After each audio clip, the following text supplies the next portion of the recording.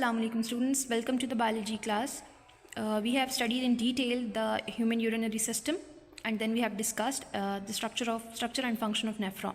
Today we are going to talk about the disorders related to the human excretory system or the urinary system, and the very first disorder mentioned in your book is urinary tract infections.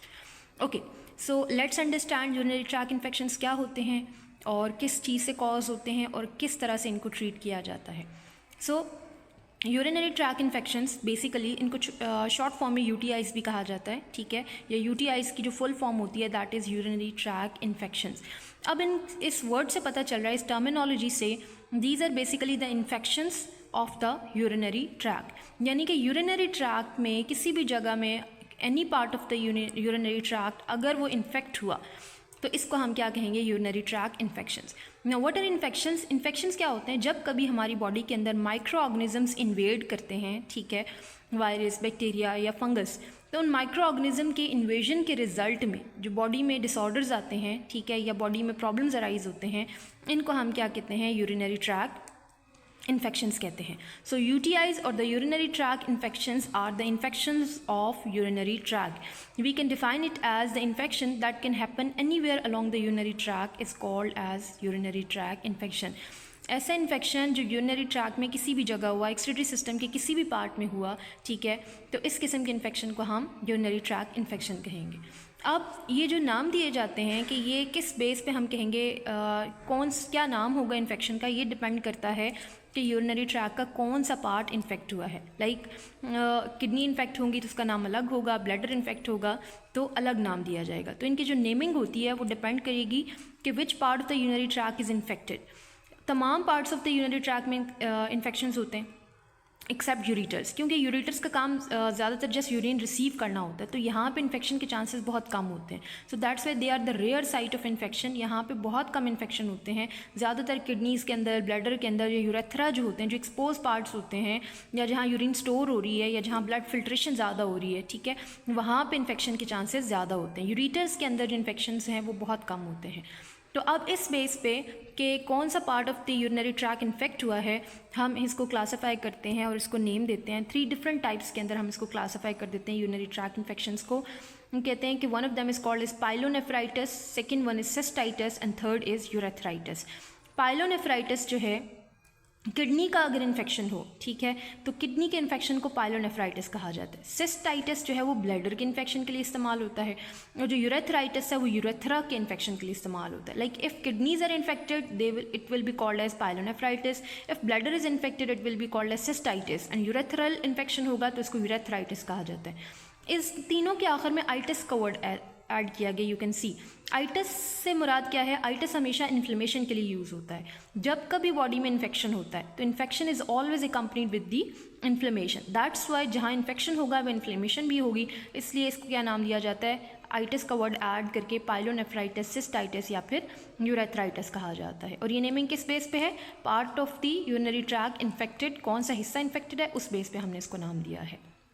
और क्योंकि जब kidney का infection होता है तो ये upper part है urinary track का, तो इसको कहा जाता है अपर यूरिनरी ट्रैक इन्फेक्शंस, और जो ब्लैडर और यूरेथ्रा के इन्फेक्शंस होते हैं इनको लोअर यूरिनरी ट्रैक इन्फेक्शंस कहा जाता है. तो ओवरऑल जो है वो 2 हैं, एक अपर यूरिनरी ट्रैक इन्फेक्शंस हैं और एक लोअर यूरिनरी ट्रैक इन्फेक्शंस. ये 2 टाइप्स हैं इसकी. इसको फर्दर क्लासीफाई किया जाता है कि अपर वाला किडनी का इन्फेक्शन होता है, जो लोअर वाले इसकी भी 2 टाइप्स होती हैं, एक सिस्टाइटिस और दूसरा यूरेथ्राइटिस, डिपेंडिंग अपॉन कि ब्लैडर इन्फेक्टेड है या फिर यूरेथ्रा इन्फेक्टेड है.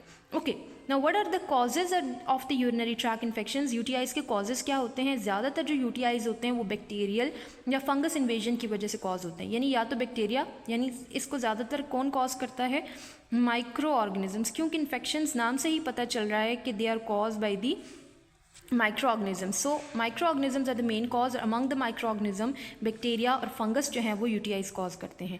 अब कौन कौन सी बैक्टीरियल स्ट्रेन्स हैं और कौन कौन सी फंगस स्ट्रेन्स हैं जो कि इन्फेक्शन कॉज करती हैं यूटीआईज के. Let's see. बैक्टीरिया के अंदर इश्रेशा कोलाई, इकोलाई जिसको शॉर्टली कहा जाता है, Staphylococcus saprophyticus, Klebsiella, Enterococci bacteria, Proteus mirabilis, these are some of the bacterial strains जो कि यूटीआईज कॉज करती हैं.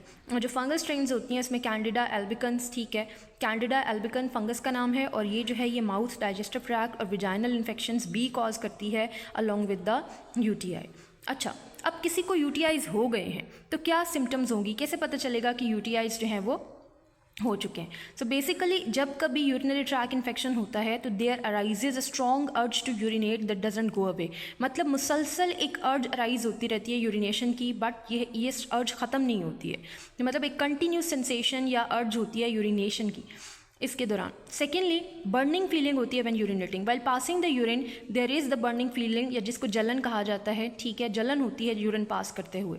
थर्ड सिम्टम जो इसमें होती है यूरिनेटिंग ऑफन, मतलब ऐसे लोगों को जिनको यूटीआईज होते हैं उनके अंदर कसरत से यूरिन जो है वो रिलीज़ होती है, या अक्सर जो है वो दे पास आउट यूरिन, लेकिन यूरिनेशन उनको बार बार अर्ज तो अराइज होती है but they pass only small amounts of urine, right. And then urine looks cloudy, not clear urine, cloudy urine होता है। यूरिन का जो कलर होता है वो रेड या ब्राइट पिंक होता है क्योंकि इसमें ब्लड की अपीयरेंस हो रही होती है। Strong smelling urine, foul smelling urine, urine से स्मेल आती है।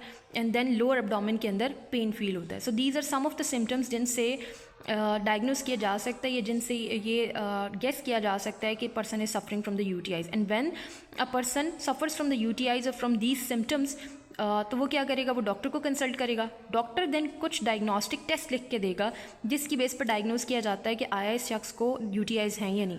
अब उसकी डायग्नोसिस कैसे की जाती है? यूरिन माइक्रोस्कोपी एंड एनालिसिस की जाती है। यूरिन सैंपल जो है वो पेशेंट का लिया जाता है और उसकी एनालिसिस, उसका कलर चेक किया जाता है, उसकी पीएच चेक की जाती है, एंड देन माइक्रोस्कोपी की जाती है। माइक्रोस्कोप के अंदर उसके blood cells, white blood cells, इन सबको चेक किया जाता है। यूरिन के सैंपल से वाइट ब्लड सेल्स कितने, जब इन्फेक्शन होता है तो यूरिन के अंदर वाइट ब्लड सेल्स की कंसंट्रेशन बहुत ज़्यादा हो जाती है, ठीक है, number of white blood sales बहुत ज़्यादा होते हैं, तो वहाँ से पता चल जाता है कि इन्फेक्शन है या नहीं है। फिर यूरिन का कलर, जैसे मैंने कहा, ब्राइट पिंक या रेड होगा तो उससे भी पता चल जाएगा। उसकी स्मेल, फिजिकल अपीयरेंस से भी पता चल जाता है। फिर उसकी पीएच से भी पता चल जाता है। यानी कि यूरिन के सैंपल को एनालाइज करने के बाद डॉक्टर डायग्नोज करता है जी कि patient is suffering from UTIs और नॉट, राइट। एंड देन इसका ट्रीटमेंट क्या है? अब किसी को यूटीआईज हो गए हैं तो क्या ट्रीटमेंट सजेस्ट किया जाएगा? उनको ज़्यादातर एंटीबायोटिक्स दी जाती हैं क्योंकि कॉज जो है ये माइक्रो ऑर्गेनिज्म से हो रहा है, ठीक है, तो इसको ट्रीट करने के लिए भी क्या दी जाएंगी? एंटीबायोटिक्स दी जाएंगी।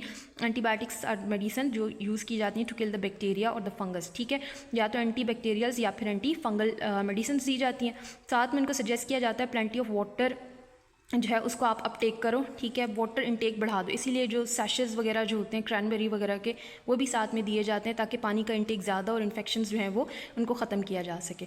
और ये भी सजेस्ट किया जाता है कि ऐसी ड्रिंक्स जिन लाइक अल्कोहल हो गया, कॉफ़ी हो गया, सॉफ्ट ड्रिंक्स हो गई, जिनके अंदर कैफ़ीन, सिट्रस जूसेस की जो अमाउंट है वो बहुत ज़्यादा होती है, ठीक है, इनको क्या किया जाए?